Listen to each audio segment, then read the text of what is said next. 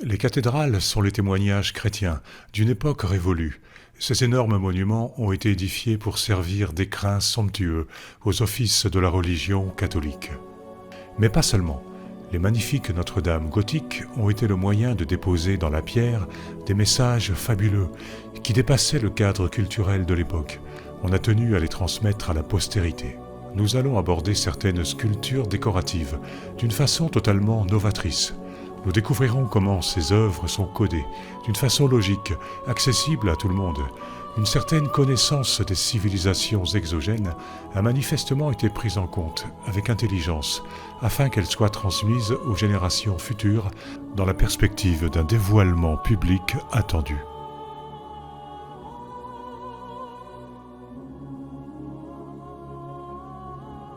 La cathédrale de Reims est un chef-d'œuvre de l'art gothique qui a accueilli la cérémonie du sacre de la quasi-totalité des rois de France.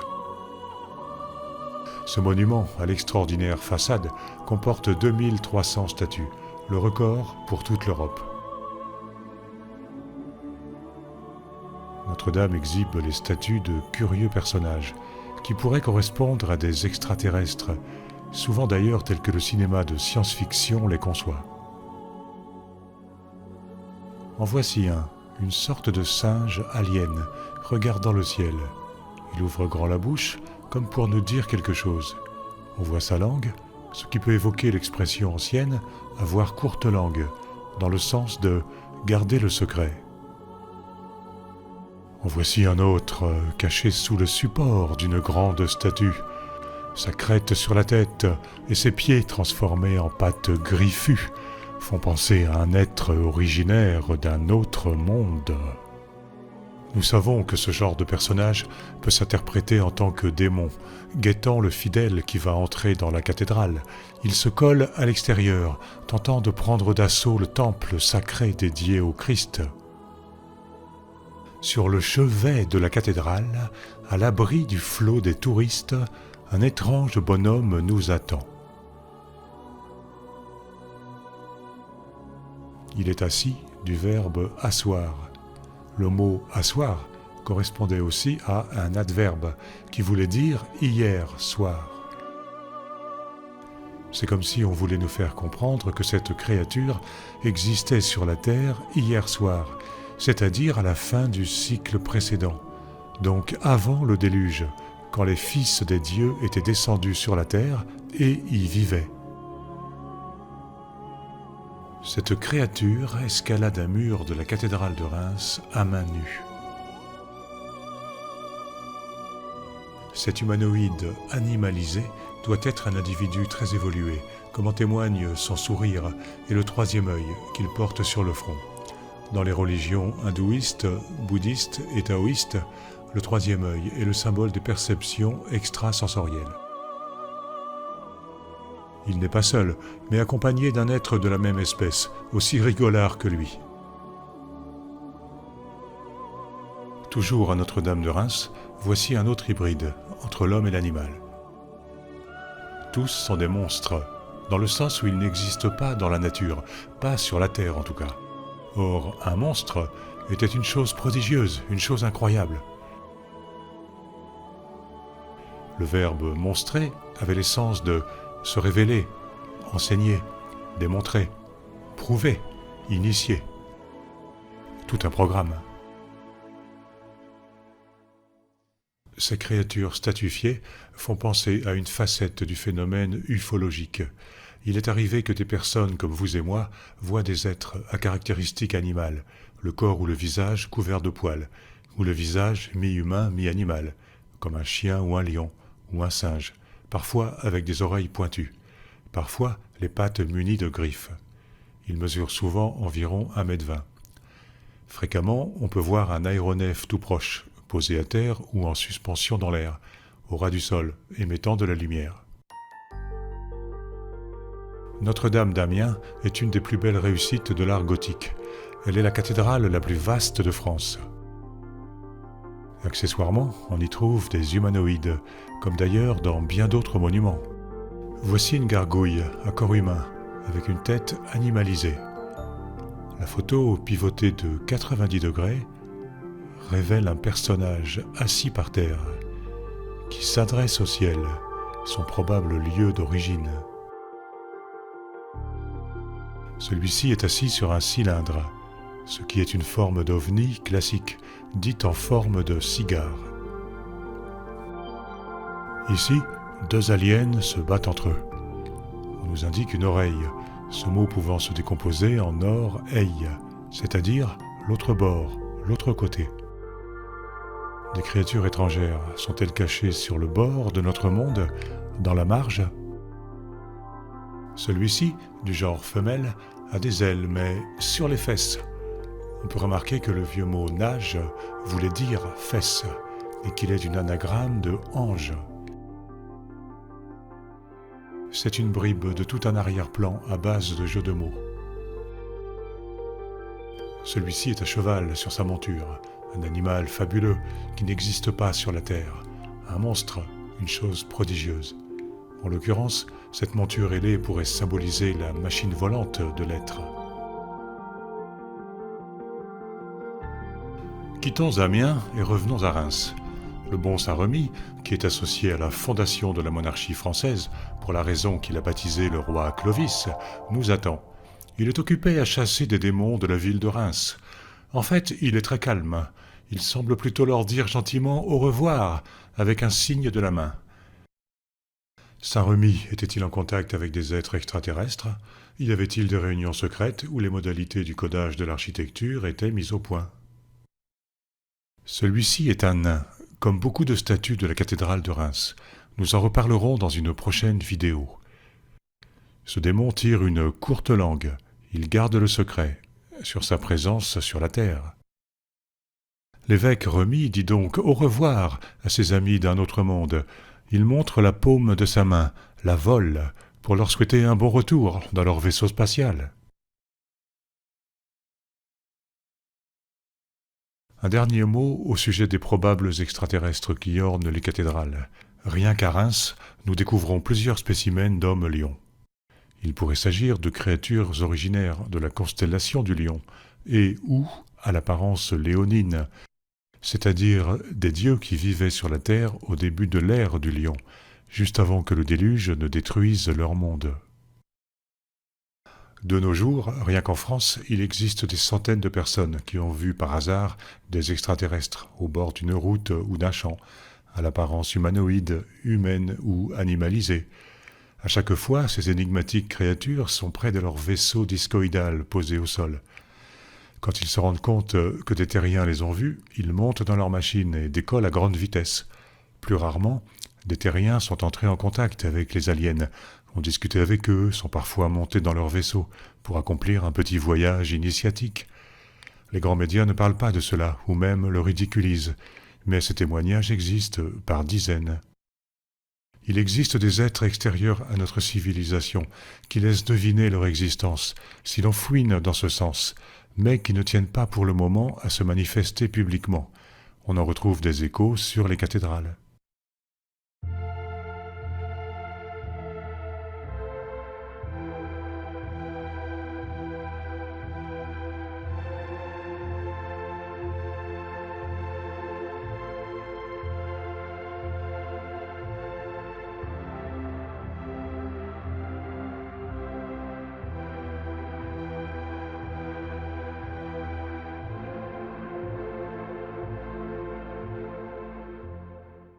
Le tympan du jugement dernier de Notre-Dame d'Amiens est tout à fait typique de l'art gothique.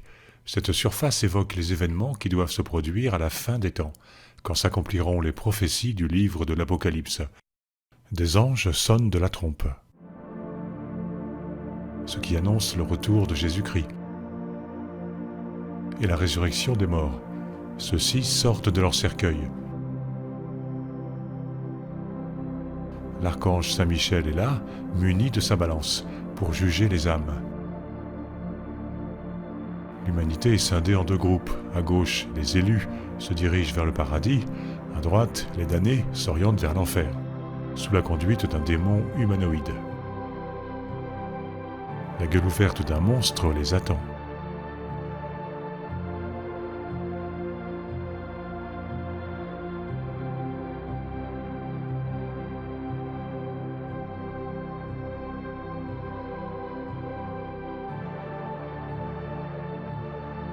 À l'un des portails du jugement de Notre-Dame de Reims, on retrouve le Christ qui revient sur la terre.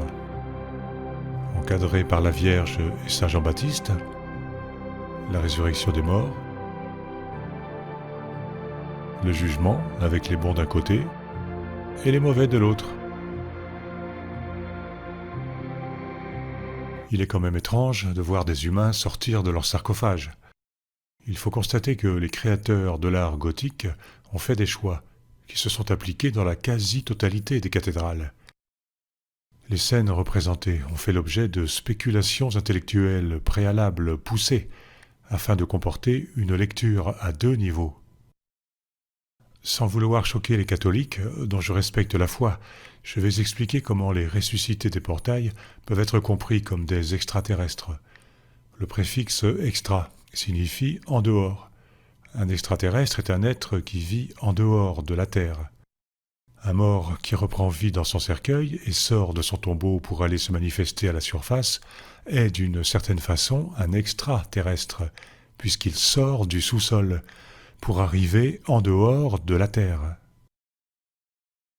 En plus de la manifestation de créatures étranges, le phénomène ovni se manifeste beaucoup par l'observation de gros objets volants, dont on peut penser qu'ils sont les vaisseaux spatiaux des humanoïdes. On observe donc l'alien, en ancien français l'étranger, et sa machine volante. C'est en résumé tout ce que l'on connaît d'éventuelles civilisations extérieures. On va voir que les cercueils des ressuscités correspondent à leurs machines, par des jeux de mots très simples. On connaît deux mots dans l'ancien français qui étaient synonymes de cercueil, à savoir arche et vaisselle. Ces deux mots signifiaient aussi navire, vaisseau. Donc, le fait de représenter des cercueils suggère l'idée d'un vaisseau via des calembours. Notons que les vaisseaux sont sur des vagues d'eau, ce qui est correct. Ici, les ressuscités émergent plutôt de sortes d'urnes funéraires, qui sont des grands vases, des contenants. Le mot vaisseau convenait pour nommer ces objets. Plusieurs ressuscités sont assis à califourchon sur leur vaisseau. Dans la perspective où ces sarcophages sont, dans le code secret, les moyens de locomotion des extraterrestres, cette attitude est logique. Le ressuscité est à cheval sur sa monture. L'allégorie est correcte. À une époque où les moteurs n'existaient pas, le cheval était le moyen de déplacement. Les vagues dont on a parlé précédemment peuvent être perçues comme de la nuée. Ces nuages suggèrent que la résurrection se déroule dans le ciel. Les cercueils navires peuvent donc être considérés comme étant des bateaux volants. En résumé, les extraterrestres sortiront de leurs vaisseaux, qui volent sur les nuages, lorsque les événements apocalyptiques s'accompliront. Notre monde doit être secoué, Jésus-Christ doit revenir, et les extraterrestres se dévoileront publiquement sur la terre. Revenons au mot vaisselle, signifiant vaisseau, cercueil et vase. Il nous mène vers le mythe du Graal. Pour certains écrivains du Moyen-Âge, le Graal était un objet extraordinaire, recherché par les chevaliers de la table ronde. Dans une version, le Graal était considéré comme étant un vase ou une écuelle. Il était le vaisselle. Robert de Boron, notamment, qui écrivit sur le Graal au XIIe siècle, le nomme ainsi. Alors, bien sûr, le Saint Graal peut être considéré comme une réalisation intérieure, mystique, un état d'union avec Dieu, mais d'une façon pragmatique, il doit avoir un rapport avec la vie extraterrestre et les contacts qu'elle a entretenus avec les civilisations humaines du passé. Tout cela se déroulait dans la plus grande discrétion.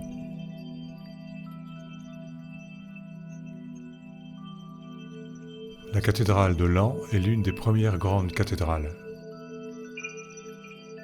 Son tympan du jugement dernier possède les thématiques qui deviendront habituelles par la suite. Le retour du Messie, accompagné d'anges portant les instruments de la Passion. Les apôtres sont là, et les morts ressuscitent. Ils sortent de leur sarcophage. Un détail est tout à fait étonnant. Il n'y a pas de sarcophage individualisé.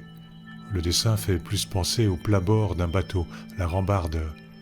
Ce détail est capital, car il confirme l'identification des cercueils à un navire. Les petits bonhommes émergent d'un vaisseau et non pas de leur cercueil. Ces prétendus ressuscités ont d'étranges morphologies, comme des enfants avec de grosses têtes. Il faut savoir que la plupart des rencontres du troisième type se font avec des créatures de petite taille qui ont majoritairement une grosse tête par rapport à la morphologie humaine classique. Comme d'habitude, ils manipulent des planches, qui sont supposées être les couvercles des cercueils. C'est effectivement un des sens anciens du mot planche. Un autre sens de ce mot est des plus intéressants: passage, moyen d'accès. Nous avons l'image de la bouche d'une cave ou d'un puits, protégé par une planche posée sur le sol. L'objet planche est ici exemplaire, et justement, un sens de ce mot était ce qui facilite une chose, qui sert d'exemple, comme par hasard. Ainsi, les ressuscités pourraient avoir franchi une porte séparant la surface du sous-sol. Les prétendus cercueils sont décorés avec des colonnes, ce qui est confirmé par la partie supérieure, le chapiteau, qui est clairement sculpté. Un synonyme de colonne était, en ancien français, puits. C'est parfait. Mieux encore, une puits était aussi une balustrade, une rampe. Cela nous ramène au dessin sculpté. Cette résurrection des morts recèle une lecture parallèle, nous parlant d'êtres qui vivent dans le sous-sol et qui en sortent à l'occasion des péripéties de la fin des temps. Ils occupent des bases souterraines ou des villes souterraines, à l'abri des regards indiscrets des habitants de la surface. Ce personnage est dans l'attitude de la course à pied. Cela nous amène à la racine linguistique « gal », s'élancer, courir, et par conséquent au mot « galgal » de la langue hébraïque. Un spécialiste me disait que « galgal », que l'on traduit par « roue », pouvait désigner aussi le véhicule des chérubins. Justement, le petit personnage a la morphologie d'un enfant ou chérubin. Il faut comprendre que le code est très étendu et sophistiqué. Je n'accède pas à la totalité, mais à des parcelles. Ici encore, pas de cercueil. Les deux hypothèses sont proposées. Soit les personnages sortent du sous-sol et sont présentés comme étant des extraterrestres, soit ils sont sur un bateau derrière la rambarde. C'est la suggestion d'un vaisseau spatial posé sur la Terre, d'où descendront les aliens qui se manifesteront publiquement parmi nous quand les temps seront mûrs. Toujours allant, à gauche, le découpage en cercueil est revenu. Les ressuscités s'activent, avec les planches dans les bras. Il y a un hic. Les sarcophages sont trop petits pour que les personnages aient pu tenir dedans allongés. Donc l'hypothèse passage vers le sous-sol tient toujours.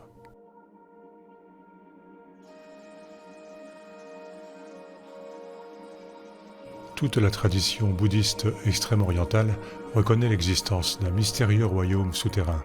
Il serait situé en Asie, dans les profondeurs de la Terre. On le nomme Agartha.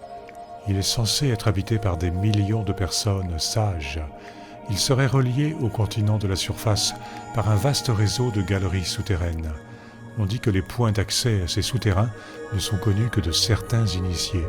Ces entrées sont soigneusement gardées. Des enseignements bouddhistes prétendent que l'Agartha est dirigée par Rigden Gyépo, le roi du monde, qui vit dans la capitale de l'Agartha, appelée Shambhala. Ce roi est en contact avec des représentants de notre monde. Le peintre Nicolas Rerich rencontra au Ladakh un lama qui lui confirma l'existence de l'Agartha et de la ville de Shambhala, dans laquelle vivait le roi du monde. Au Tibet, Rerich apprit que les gens de Shambhala apparaissent de temps en temps dans le monde. Ils y rencontrent des travailleurs de la terre associés à Shambhala. Tout ceci cadre bien avec mes découvertes sur l'architecture de l'Ancien Régime. Certaines données, certains décodages mènent à l'hypothèse d'une civilisation extérieure, très évoluée, qui aurait collaboré avec les bâtisseurs terrestres. Et même, une des finalités du code secret de l'architecture est d'indiquer l'existence de civilisations étrangères caché dans les coulisses. Le royaume de l'Agartha serait dépositaire de manuscrits originaires de la civilisation disparue de l'Atlantide, et même d'autres civilisations encore plus anciennes. L'écrivain et naturaliste du 1er siècle, Pline l'Ancien, évoque dans son Histoire naturelle des habitants souterrains qui ont émigré dans le sous-sol suite à l'engloutissement de l'Atlantide. Pline affirme que ces troglodytes ont caché dans leur monde des profondeurs un grand et vieux trésor. L'écrivain bouddhiste Robert Ernst Dieckhoff écrivait en 1951 « Une science supérieure à toutes celles qu'on trouvera jamais à la surface existe au sein de cet étrange royaume. » Le docteur Raymond Bernard, spécialisé dans le mythe de l'Agartha, confirmait ce point de vue en 1960, ajoutant que ce monde manie des forces naturelles dont nous ne connaissons rien. Il croit que le peuple souterrain se déplace dans les galeries à l'aide de véhicules sophistiqués qui peuvent aussi voler dans le ciel et nous apparaître comme étant les ovnis que l'on aperçoit de temps à autre. L'écrivain Alexandre Saint-Yves d'Alvèdre s'est intéressé à l'Agartha. Il est entré en contact avec un prêtre brahmane hindou qui vivait en France. Celui-ci lui apprit que le peuple souterrain gardait les archives secrètes de l'humanité, avec d'immenses bibliothèques contenant des volumes vieux de milliers d'années, ainsi que des machines les plus parfaites. Ferdinand Ossendowski était un homme à multiples facettes, écrivain, géologue, universitaire, militant politique, aventurier et explorateur. Il tenait d'un lama de Mongolie que le roi du monde souterrain entre en communication avec tous ceux qui dirigent le destin de l'humanité, notamment les gouvernants. Il a écrit « Hommes, bêtes et dieux ». Dans ce livre, il rapporte un déplacement du roi du monde dans une lamaserie du Tibet. Le monarque aurait délivré une prophétie sur l'avenir du monde.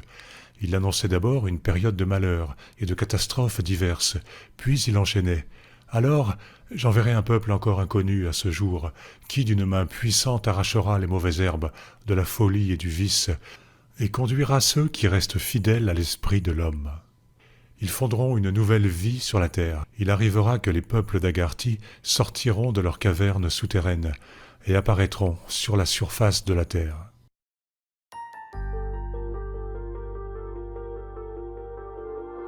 La cathédrale Saint-Étienne de Bourges est un chef-d'œuvre de l'art gothique. Elle aussi possède son tympan de jugement structuré d'une façon classique. Jésus est de retour sur la terre, accompagné d'anges qui portent les instruments de la Passion. C'est un temps de perturbation au niveau du soleil et de la lune. Saint Michel juge les vivants et les morts. Il envoie d'un côté les élus et de l'autre côté les damnés. Les morts ressuscitent et sortent de leur cercueil. À y regarder de plus près, les ressuscités apparaissent comme étant à bord d'un navire. Pour les gens du Moyen-Âge et de la Renaissance, une navette spatiale ou la station spatiale serait comparable à un bateau volant, la partie visible, le dessous, étant semblable à la coque d'un navire. Encore une fois, on passe du cercueil au navire avec les mots vaisselle et arche. Ils regardent tous en l'air, puisque, en ces temps de l'Apocalypse, le Christ revient accompagné de ses anges. Ils regardent les vaisseaux volants qui descendent vers la terre. L'Évangile selon Matthieu affirme « Alors, le signe du Fils de l'homme paraîtra dans le ciel. Toutes les tribus de la terre se lamenteront, et elles verront le Fils de l'homme venant sur les nuées du ciel, avec puissance et une grande gloire. » Certains joignent les mains en un geste de prière qui peut se décoder. Les paumes des mains sont jointes. Un synonyme de paume était donc vol. L'adjectif joint avait le sens secondaire de rapide. En d'autres termes, ces gens regardent dans le ciel un objet volant et rapide.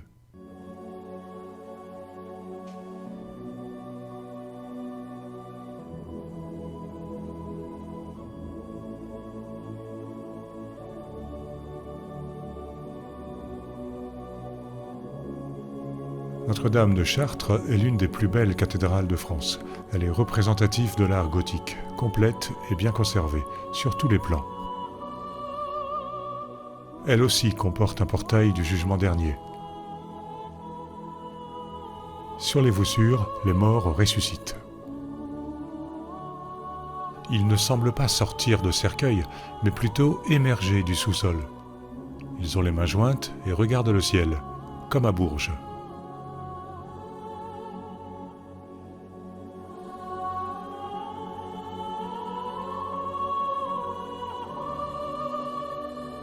Cet homme regarde en haut, en montrant la paume de sa main, la vole. Celui-ci et celui-là indiquent leur poitrine. L'expression « le coffre du corps » était utilisée pour désigner la poitrine d'un animal. Un coffre était une arche, qui était un navire. Ces humains touchent leur coffre et regardent le navire qui descend du ciel, comme par hasard.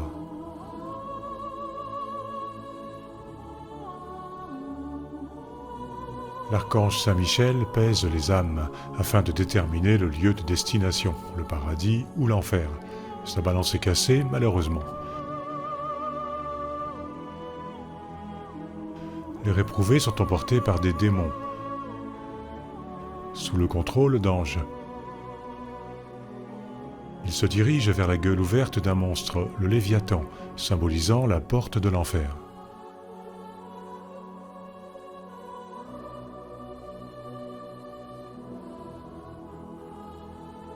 En cette période à venir de révélation, les diables prennent possession des humains qui ont eu des comportements répréhensibles durant leur vie terrestre. Ou alors, en cette période de manifestation publique des extra ou des intraterrestres, la Terre sort enfin de sa quarantaine. Les hommes et les femmes de la Terre sympathisent avec les créatures humanoïdes qui vivent sur d'autres planètes ou dans les profondeurs de la Terre. Celui-ci tire la langue, en évocation de l'expression « avoir longue langue », c'est-à-dire être bavard. Le temps des secrets est terminé. L'homme touche son ventre, son bras étant guidé par la main de l'alien. N'est-ce pas une façon de suggérer que l'espèce humaine est née de créatures extérieures qui seraient venues déposer la vie sur notre planète ? Cette femme montre sa vole, comme souvent.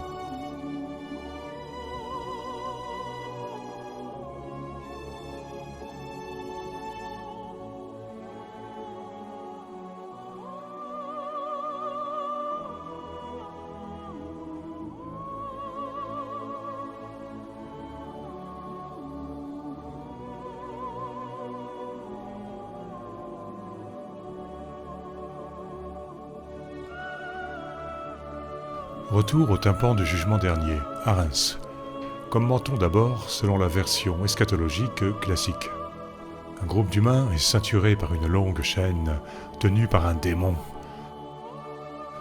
À gauche, un ange ferme la marche et contraint les damnés à avancer vers un chaudron posé sur un feu. Dedans, de tout jeunes enfants vivent les tourments de l'enfer qui attendent la file des damnés. Dans une version alternative, nous remarquons que les personnes condamnées à l'enfer ne semblent ni souffrir, ni terroriser. Les trois à gauche semblent même sourire. Celui du milieu regarde en l'air. Celui-ci est étonné par ce qu'il voit, toujours en l'air. Ces gens vont entrer en contact avec le monde extraterrestre, sous la conduite d'humanoïdes issus d'une autre planète. Ils sourient, contents d'ouvrir leur culture aux humains de la Terre. À droite de la file, un dignitaire de l'Église et un prince. Deux catégories de personnes dont on peut penser qu'ils étaient des initiés, qui étaient au courant du codage des monuments. À l'avant de la file, ils ouvrent la marche vers la rencontre du troisième type. L'épée de feu devient une arme technologique, le symbole des civilisations très avancées, de l'intérieur de la Terre ou de l'au-delà de la Terre. Cette arme marque la puissance absolue des aliens. Avec la chaîne, il y a l'idée que les terrestres subissent leurs lois d'une façon passive et obligée. La scène comporte un problème de réalisme, puisque les supposés damnés sont trop grands de taille pour entrer dans le chaudron. En ancien français, cette cuve est un vaisseau. Les flammes qui le réchauffent peuvent être comprises comme des lumières intenses. Les ovnis, les engins, émettent bien souvent de puissantes lumières, de différentes couleurs. Il est arrivé que les témoins voient des flammes sortir par le dessous des objets. Il y eut une vague de fusées fantômes en Scandinavie en 1946. Pendant une semaine, l'armée suédoise a reçu les dépositions de plus de 600 témoins. Les gens voyaient des objets en forme de cigares avec des flammes orangées sortant de l'arrière. La comparaison d'un chaudron sur le feu avec un ovni peut s'enrichir d'un élément. Si le chaudron contient de l'eau, il va y avoir dégagement de vapeur. On a vu des objets volants qui émettaient de la fumée, comme un nuage, notamment au décollage. On a dit aussi brouillard, brume. Dans ma vidéo Jésus l'extraterrestre, je montre que la nuée sur laquelle Jésus doit revenir peut être considérée comme l'évocation d'une machine volante. La cuve est pleine de petits personnages, ce qui est surprenant dans la perspective classique. Il faut savoir qu'une bonne partie des centaines d'humanoïdes vus par les témoins sont petits, d'une taille d'environ 1,20 m. Ils portent souvent une combinaison d'une seule pièce, un casque sur leur trop grosse tête. Leur visage ressemble à celui d'un humain, sans être tout à fait similaire.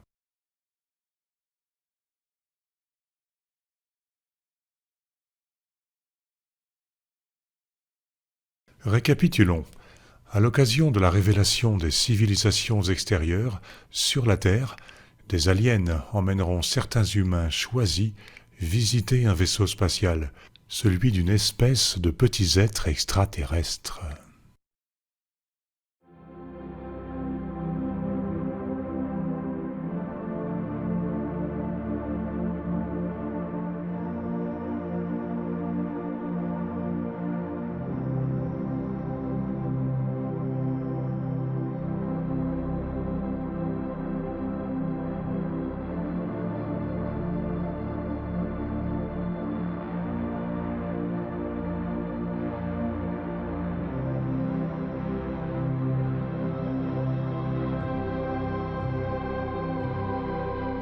Revenons à la cathédrale d'Amiens.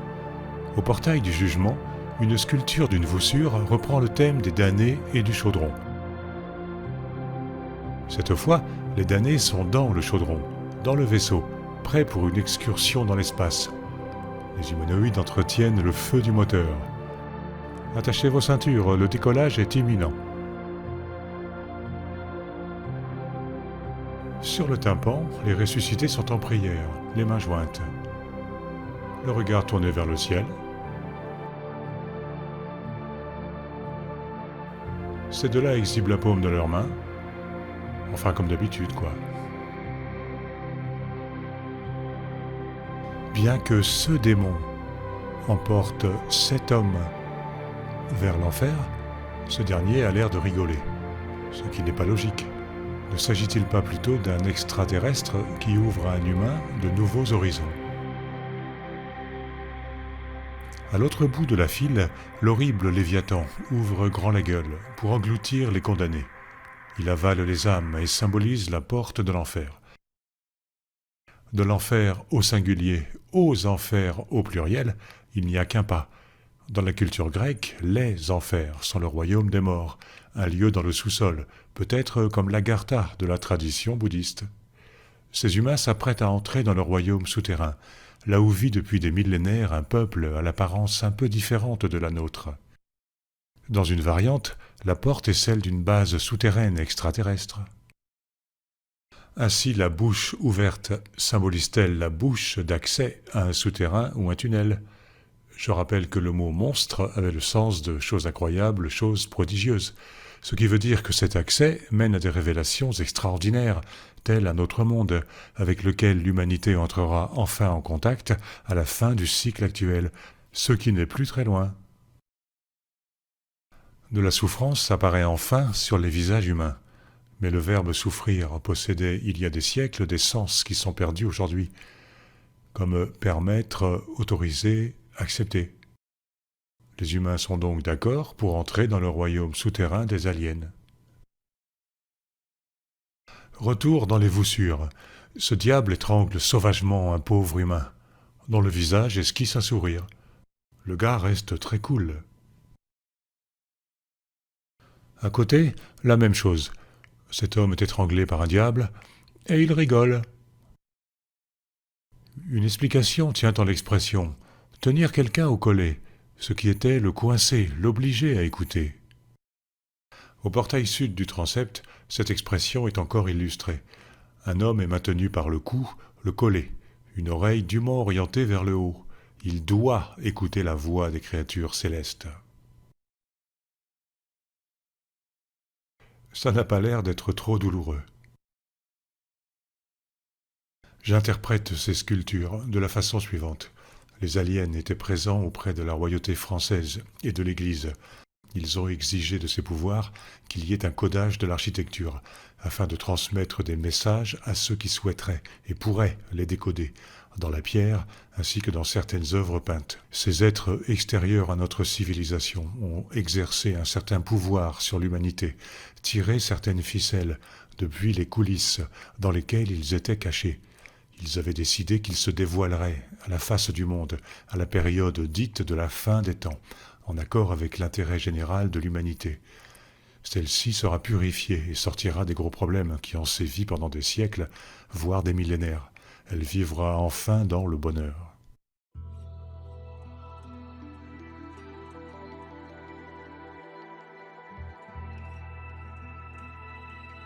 Notre-Dame de Saint-Omer aussi a son tympan de jugement dernier, avec la parousie au retour du Christ, la résurrection des morts et les réprouvés enchaînés qui se dirigent vers la gueule du Léviathan. Les ressuscités sortent de leur vase ou vaisseau. Il y a le problème récurrent de la taille des sarcophages. Les personnages sont trop grands pour avoir été allongés dedans. L'hypothèse qu'il pourrait s'agir d'accès à des salles souterraines se renforce. Les cercueils deviennent des sortes de margelles de puits. Les prétendus ressuscités sortent du sous-sol. Les démons humanoïdes sont toujours là.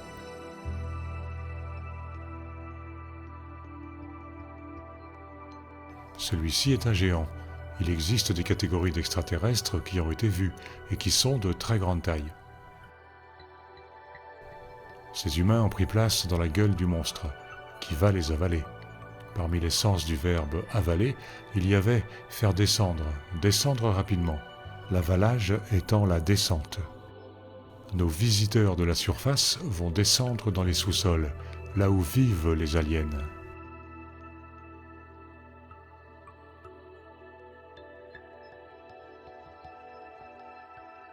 Notre-Dame de Paris est, ou était, un monument mythique de l'art gothique.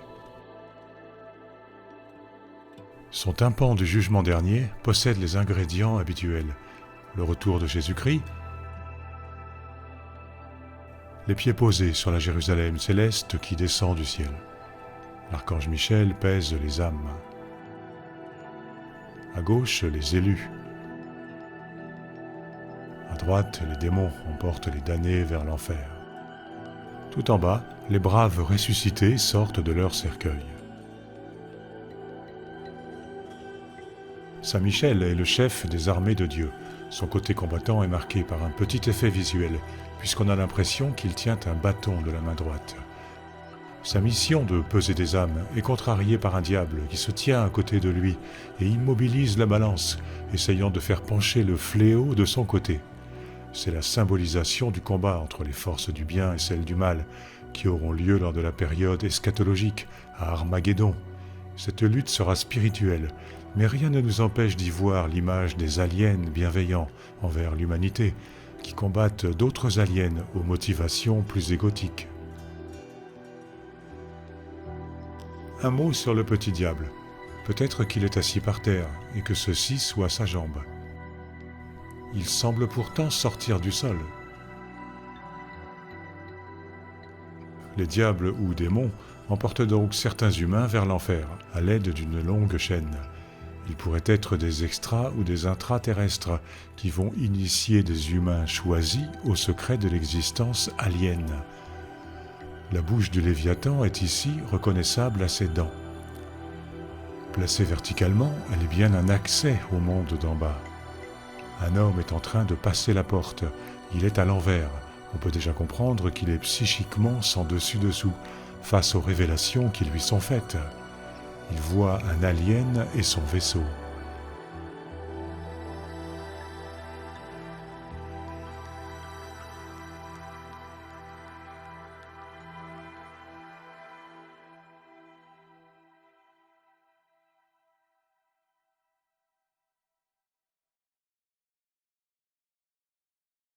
Retour au portail du jugement de Reims. En encadrement du tympan qu'on a vu tout à l'heure, la voussure intérieure évoque la parabole des vierges sages et des vierges folles. Cette allégorie raconte l'histoire de jeunes femmes qui sont invitées à un mariage. Il fait nuit, elles vont chez le marié, munies de leurs lampes. Certaines ont pris la précaution de mettre de l'huile dans leurs lampes. Elles sont sages, alors que d'autres n'ont pas mis d'huile dans leurs lampes. Elles sont folles. Toutes attendent l'arrivée de l'époux. Les femmes folles réalisent qu'elles ne peuvent pas s'éclairer et courent chez le marchand acheter de l'huile. Mais quand elles reviennent, la cérémonie est commencée. Elles tapent à la porte pour entrer, mais l'époux leur dit « Je ne vous connais pas ». La parabole se termine sur ces mots « Veillez donc, car vous ne savez ni le jour ni l'heure », sous-entendu du jour du retour et de l'Apocalypse. En fait, un détail illogique dans les sculptures nous donne une indication cachée quant à la date des événements. Les vierges folles sont représentées en train de vider l'huile de leur lampe, en retournant l'objet. Cela est certainement symbolique, puisque ces femmes jettent leur huile. Elles n'en ont plus, mais ce geste ne correspond pas au texte de la parabole. C'est le genre d'anomalie qui cache une signification importante. Il s'agit d'une allusion au signe astrologique du Verseau, dont le logo représente un homme qui verse l'eau d'un vase.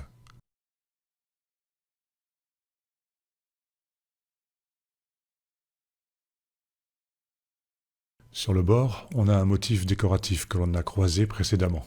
Nous l'interprétons en tant que vague d'eau. Il peut évoquer l'ère du Verseau et aussi une possible catastrophe aquatique lors de l'entrée dans cette ère. Notre-Dame de Reims possède 4 grandes statues du Verseau, devant les contreforts de la façade ouest. Ces sculptures marquent l'importance accordée à ce signe astrologique par les bâtisseurs, qui semblent avoir attendu des événements importants lors de l'entrée dans l'ère du Verseau. Cette idée est par exemple développée dans le domaine de Versailles, nous en reparlerons. Les différents monuments présentent des codages qui se tiennent, le tout étant uniformisé. Je ne peux pas tout expliquer en même temps, je progresse patiemment de vidéo en vidéo. Une voussure de la façade ouest comporte une statue évocatrice de cette calamité. Un ange verse de l'eau sur un homme assis qui a l'air d'en souffrir. Cette scène évoque une catastrophe à venir au début de l'ère du Verseau. Elle symbolise aussi le fameux déluge antique, mentionné dans toutes les traditions. En effet, l'homme qui subit l'inondation est assis, du verbe asseoir. Ce mot asseoir était aussi un adverbe, signifiant hier soir, je le rappelle. On peut comprendre à la fin du cycle précédent. On a une évocation des catastrophes qui sont censées frapper l'humanité d'une façon cyclique, en accord avec les cycles astronomiques ou astrologiques. Revenons vers le portail du jugement. Certaines vierges de la parabole portent leur lampe d'une main et nous montrent leur autre main. Elles nous font un signe. Le mot « main », en plus de nommer l'organe à 5 doigts, était aussi un adverbe, un synonyme de « tôt le matin ». Cela veut dire que la révélation des vaisseaux, les vases, se fera au début de l'ère du Verseau. J'avais déjà affirmé que le Christ du retour exhibait ses mains, certes pour montrer ses plaies, mais aussi pour dater l'époque de sa venue, demain, tôt le matin, donc au tout début de la prochaine ère. Le codage peut devenir complexe et multidirectionnel. Ici, la main peut être perçue comme la vole, la paume de la main. On l'a dit, la lampe est un vase, un vaisseau. Le liquide qui se verse a la forme d'une flamme. On a l'image d'un vaisseau qui vole, propulsé par un moteur dégageant du feu.